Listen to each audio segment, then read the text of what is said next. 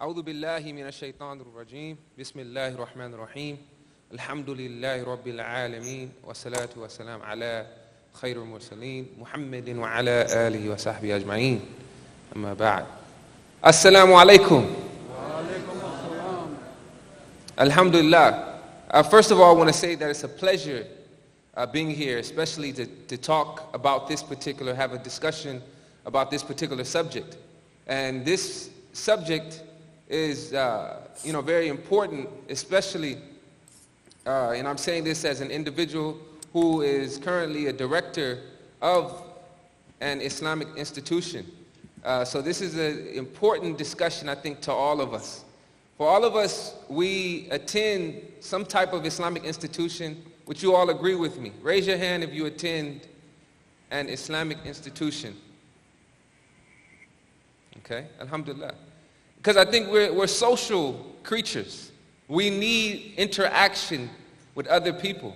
You know, whether we attend a masjid, whether we work for a non-profit agency, you know, we need this interaction with other people. Otherwise, you're at home with, your cat or, talking to yourself. So I think it's important for us to have a discussion on how we can make progress in our Islamic institutions. So alhamdulillah, we have the foremost experts with us today to lead that particular discussion. So alhamdulillah, I want to ask a question to you all. Did we all get this booklet put together by the Shura Council talking about the last 20 years, of institution building in Southern California? Did we get this? No? Okay, this is available. Make sure you do not leave here without making this purchase, without receiving this particular publication. It's important for us to really learn about the history of how many of our masajid, how many of these organizations, came about. And it was a struggle. It came through struggle, especially for the young people. Many times as young people, we think that these buildings just came about with the snap of a finger.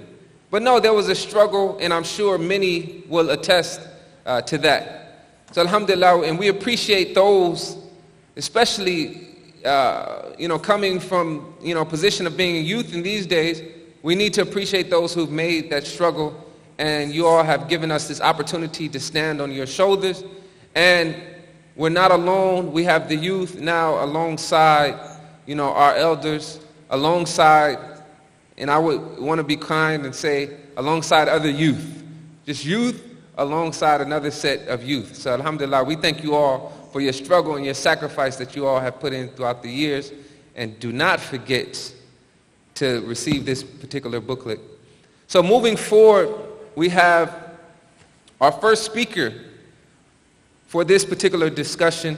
I want to introduce Dr. Ingrid Mattson. She is the London and Windsor Community Chair in Islamic Studies at Huron University College at the University of Western Ontario in London, Canada. Earlier, she also taught Islamic Studies at the Hartford Seminary. Dr. Mattson earned her PhD in Islamic Studies from the University of Chicago.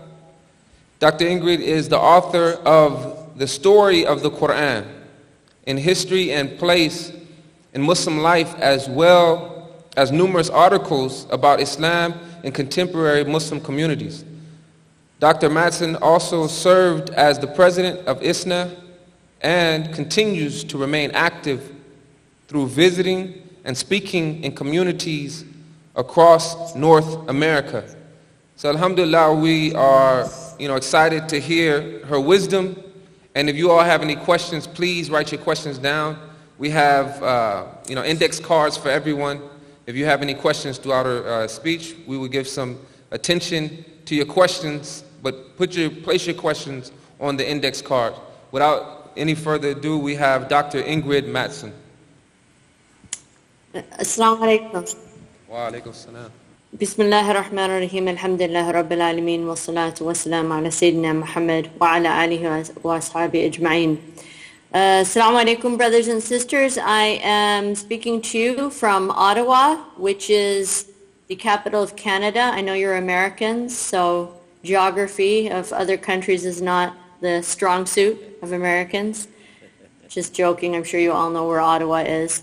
There is another Islamic conference here that I'm at today, and so I am simultaneously in two different Islamic conferences across the continent, so that's fun. Sorry I can't join you, and this is an important panel for sure. I was just asked to speak for a few minutes about women's contributions to Islam in America. I'm not a scholar of American history or American Islamic history, but I have a lot of anecdotal information and certainly have benefited from the work of so many Muslims, men and women, who founded the institutions that benefited me and that I tried to contribute to as well. I think when we think about Islam in America, of course, we have to look at the diversity of institutions across our societies. We usually think of the masajid first, and of course those are important and central institutions, but the Islamic schools are at least as important and certainly are critically important for forming the next generation of Muslim adults. And that includes both the full-time day schools as well as the weekend schools and the after-school programs. And then, of course, there are many other institutions as well. And I just want to go over a few of these and highlight the names of women whose names you should know, every American Muslim should know the names of these women and remember them in our prayers and really look to them as role models and elevate them as role models. Sometimes I ask my students to give me the name or a few names of a Muslim woman, a prominent Muslim woman, community leader, or scholar, religious scholar, and it's amazing how many of our youth do not know any of them. Now, I'm sure the people who are involved at this conference and your families do know, but the students that I teach at university are practicing Muslims, but not all of them are active in conferences and conventions. They might go to one conference a year. So whatever they hear there, that's all they know. So there's a lot of illiteracy, a lot of ignorance about our own history, and that needs to be rectified.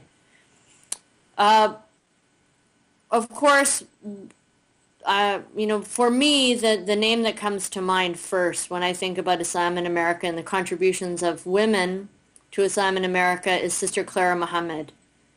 Sister Clara Muhammad, who really helped establish the focus for education for Islam in America. She was the wife of Elijah Muhammad, and just a force in her own right. We know that the Nation of Islam set the foundation for Sunni Islam in America, and because of its emphasis, the emphasis of the nation on education, on good morals, manners, etiquette, community building, that all of those values transferred and were transmitted to the next generation of American Muslims who, under the leadership of Imam W.D. Muhammad, may Allah have mercy on him, moved over to mainstream Sunni Islam. So Sister Clara Muhammad is someone who focused on education of the community. She knew that that was the way for the community to move ahead, to have independence, to have a self-made identity, to escape the stereotypes and perceptions and conceptions of the broader society.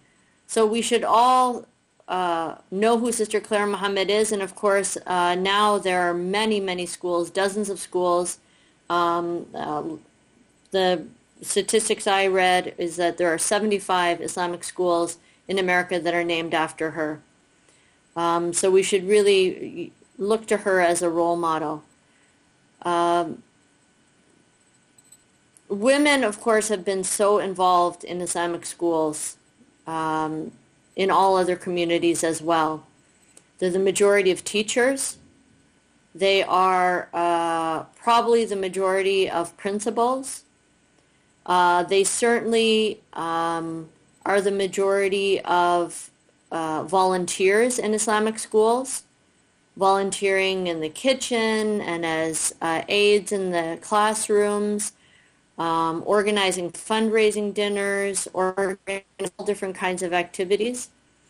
And of course, women also serving on the boards of the Islamic schools. The first board I ever served on for a Muslim organization was on the board of my local Islamic school, Universal School in Chicago. So women have been central to the education of the American Muslim community. There would be no education of the American Muslim community without women's involvement.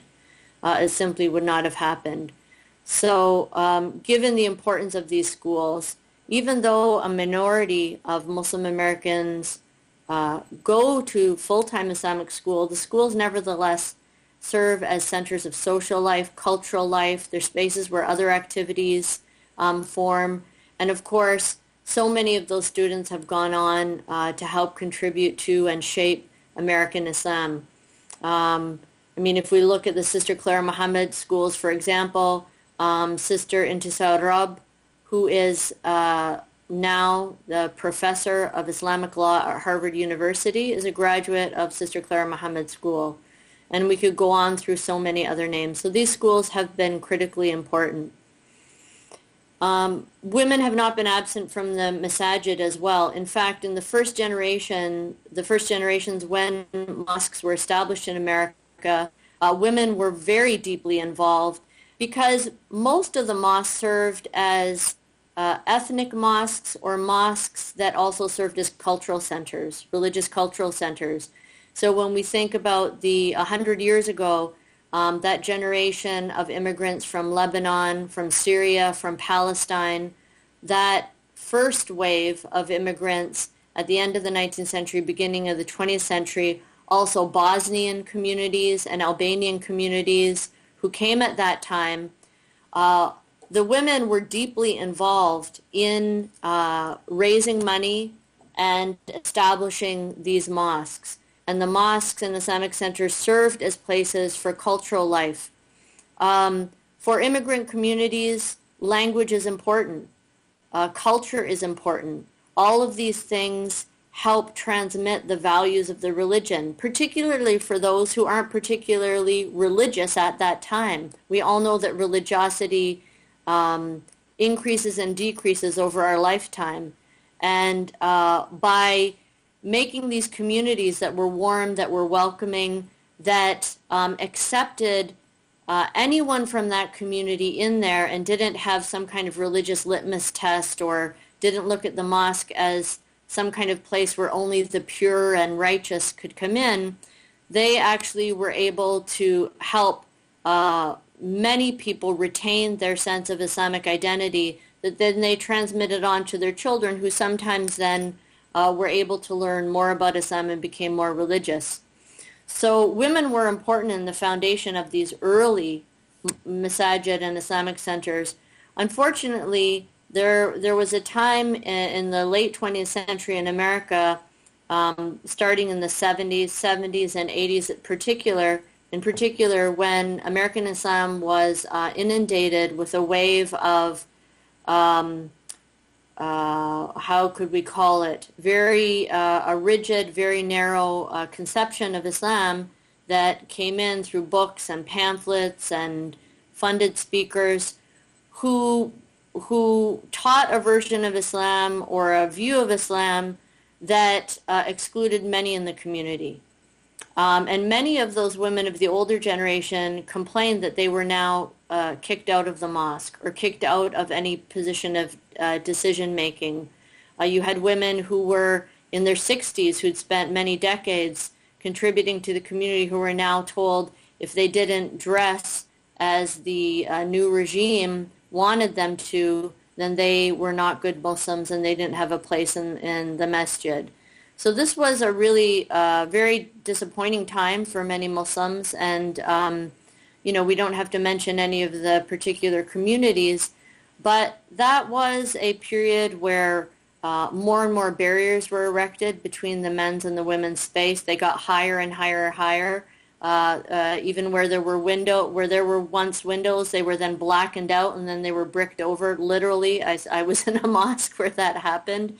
So we went through a bit of a difficult time in those years. Nevertheless, there were some women who continued to fight the good fight, women who struggled for the rights of their sisters. I think of the wonderful and radiant Sharifa al-Khatib, may Allah have mercy on her, who was very public in the fight for Muslim women, and also drew attention to our discourses on violence in the family, and that what the preachers and the teachers were saying really needed to be in accordance with the true values of Islam and not with misogyny and patriarchy and a religiously justified form of violence.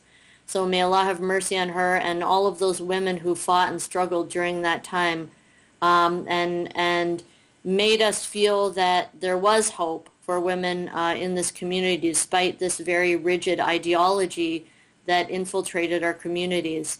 But alhamdulillah, we're mostly out of that, and we have been for some time.